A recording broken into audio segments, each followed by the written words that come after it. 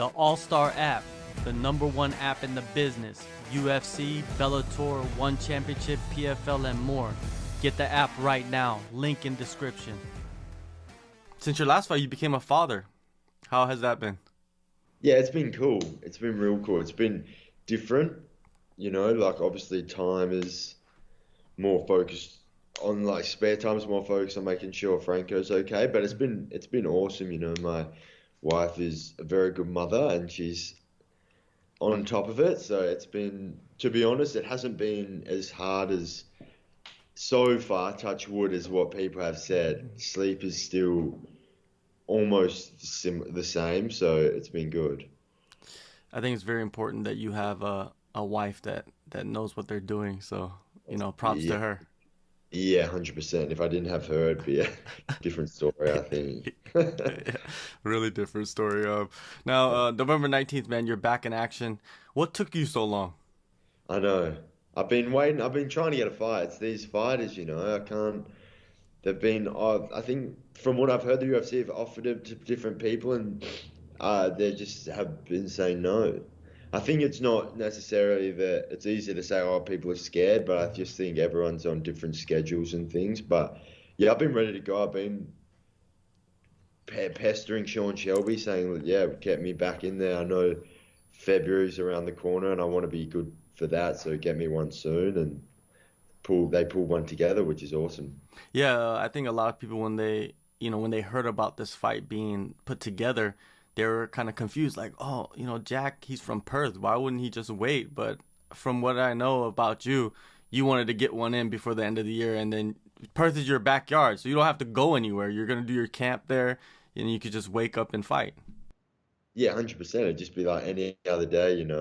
I'm a prize fighter. I'm chasing the prize. I need to get paid. So I want to fight regularly. I want to improve my experience and I want to get better. And I think it's easy to train and get better, but I think where you really get better is under the fire and in the octagon fighting.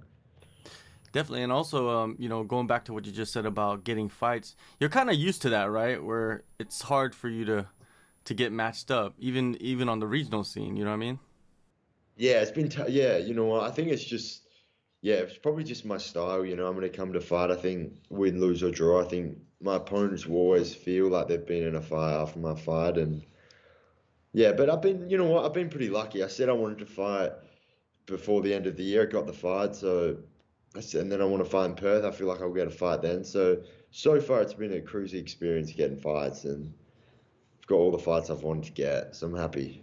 Sure. Danny Roberts, man, he signed on the dotted line. 12 fight UFC veteran, very experienced against high level talent. Thoughts on his style and the matchup?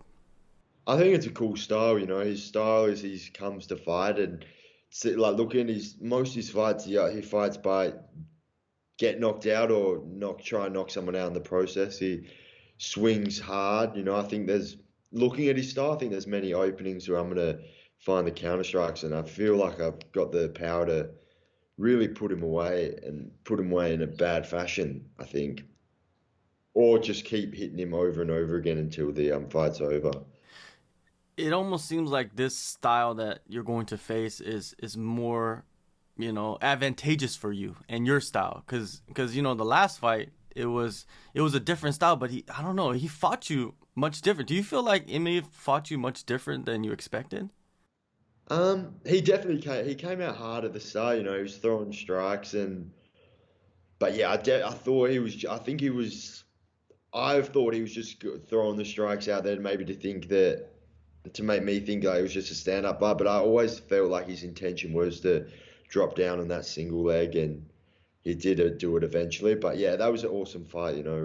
Amib is the man. He's a cool guy, and it's a cool fight to get put in a stranglehold like that from such a strong grappler and then be able to come back. But yeah, Danny Roberts' style is definitely, I think, it's definitely going to come and try and land big shots on me. Do you feel like this is a bigger test than the last fight?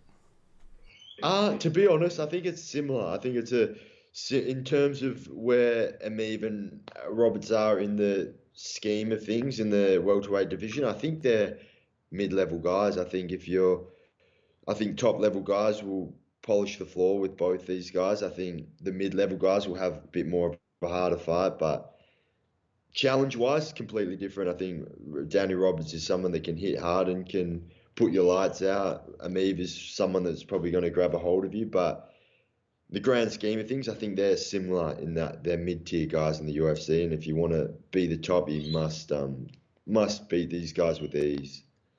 Yeah, yeah.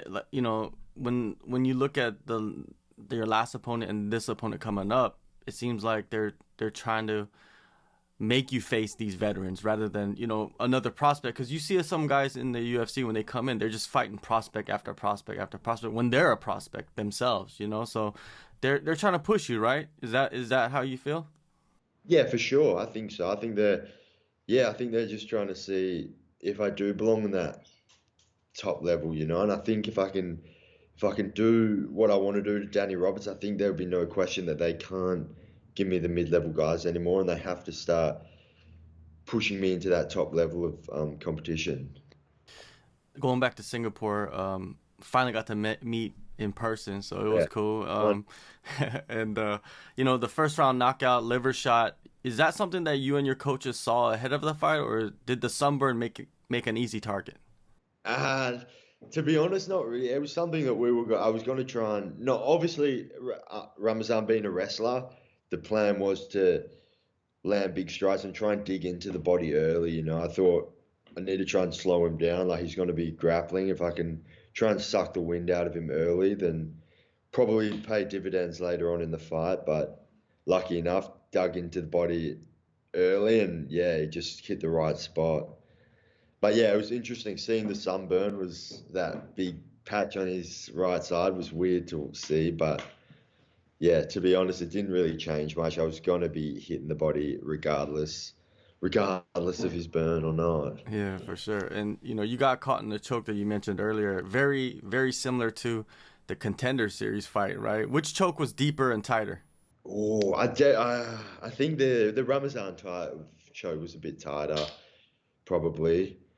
Definitely, I felt alright though. I think if I had have, at that point really got scared, or like not up scared, but just made bad decisions and stressed out, I think it could have been a quick night for me with a bad result. But I think I've just learned you just have to. Those situations are going to be they're going to happen in an MMA fight, so you've just got to seriously stay extremely calm and just think about your options and make quick decisions. And that type, yeah, the Ramazan choke was tight.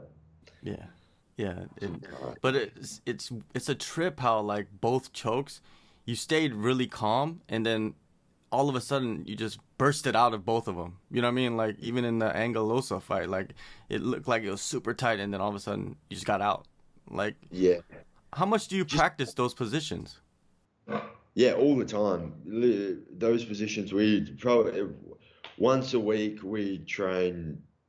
Basically, we do deep chokes. We get put in deep chokes and just practice just staying calm and then finding a way out. We drill a lot the ways out of those chokes. So yeah, but the most important thing is just stay calm, consider your options, think about how you need to get out, and then once you've figured out how you need to get out, just make it happen. And that's pretty much what I just did both times. Now, you've competed on two UFC pay-per-views, and those are some serious fight weeks. Like, has there been lessons learned throughout those fight weeks that you didn't know about, like let's say prior to fighting in the UFC? Yeah, for sure, 100%. Before in the UFC, I had no idea what to expect, and but to be honest, I thought I was expecting, yeah, there's going to be a crazy amount of media, but the way they run it, it's pretty smooth. They give you a schedule at the start of the week, and they say this is what you need to do, and they make the times work pretty much perfect to you, and everything's on time. So just learned that it's a well-oiled machine, and it works pretty well. And honestly, like fight week, it's stressful. There's a lot of media stuff to do, but everything's run real smoothly and it's pretty cruisy. So just yeah, before the UFC, obviously I had no idea how it worked, and now I've got a decent idea, and it just gives me confidence. It makes it feel like everything's pretty smooth. Yeah, but when you go to the Apex, it's probably much smoother because there's not as much media, and it's probably gonna be a good little experience. Well, you fought there at the Contender Series, but you know what I mean, like to actually fight as a UFC fighter, it's gonna be different. Yeah, for sure, it'll definitely be different. But yeah, again, I just expect it'll probably just be even smoother. No crowd to worry about. Like all the media stuff is just in the one building. So yeah, no, I'm very happy. The UFC have been really easy to deal with, and I'm sure this fight will be no different. It'll be in and out. And before I know it, I'll be fighting. Yeah, scrappy MMA, man. You got Ben Vickers, Ryan Gray. He still fights, but he's also a coach at the gym. Yeah, he's one of the head coaches at Scrappy. Okay, He did fight. He fought this year. yeah. He still dabbles in the fighting. I think he still loves the fight game. But yeah, he's an incredible coach and full-time coach. And is your brother also one of your coaches? Yeah, same sort of thing. He's a real good competitor. Fights. He will definitely fight again. But yeah, really at the moment he's focused mainly on coaching. Seems that most people at Scrappy when they're not fighting, they normally are helping out the team and trying to get everyone else better. And it's a good team we have. Yeah, and I noticed that those three are like your corners. That's the corners that you have. There's nobody else. Yeah, basically, to be honest, this time around, it's going to be a little bit different corner, but it's going to be Ben. I'm going to have Rod. Rod Costa's going to come Oh, out, okay, okay. which is cool. But yeah, they'll be back. They are. Yeah, the corner. No matter what, like whoever I've got in the corner, I'm pretty comfortable with having whoever. Any new faces for this training camp? Yeah. Do you know what, John? One eternal middleweight champion, John Martin Fraser, came out and spent some time with us, which was really cool. Having like a big, very good fighter come out, do some rounds. He's a cool guy as well, and really just his sort of persona fitted in perfectly with Scrappy MMA being like a real team environment, and it's cool to have him down. He's going to start coming down more often, so it's a really good partner to have in the training room. Eh, Has there been other fighters coming down more often as of late?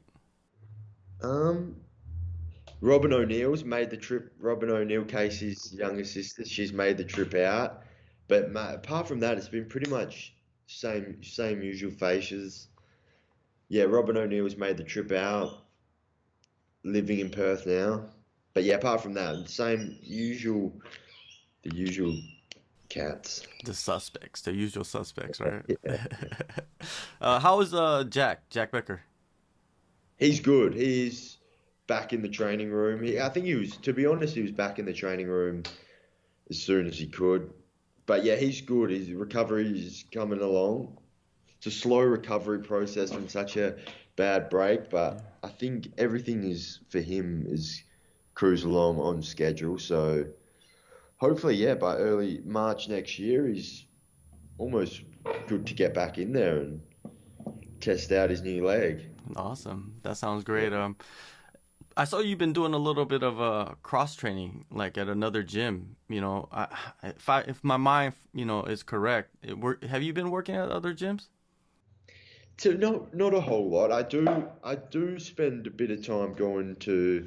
There's a gym in Mandurah Combat Sports Academy. Long time coach of mine, good friend Marcus McKeever runs that gym. So I spend a bit of time down there, but mainly between the two, it's mainly just scrappy MMA, MCSA basically, and then a bit of Costa Academy is where I get down there, but not a whole lot. Mainly just with the usual crew. So how do you feel like you will perform against Daniel Roberts? Do you have any expectations?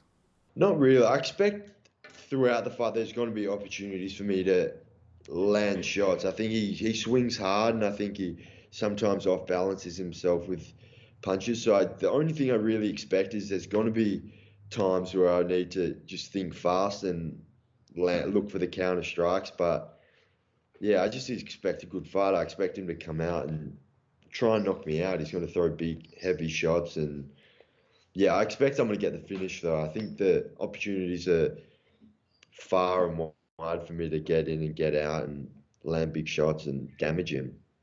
For sure. And what's the vibe like? You know, when they announced that Perth will be the location for UFC 284, and man, the main event's gonna be a super fight. It's crazy.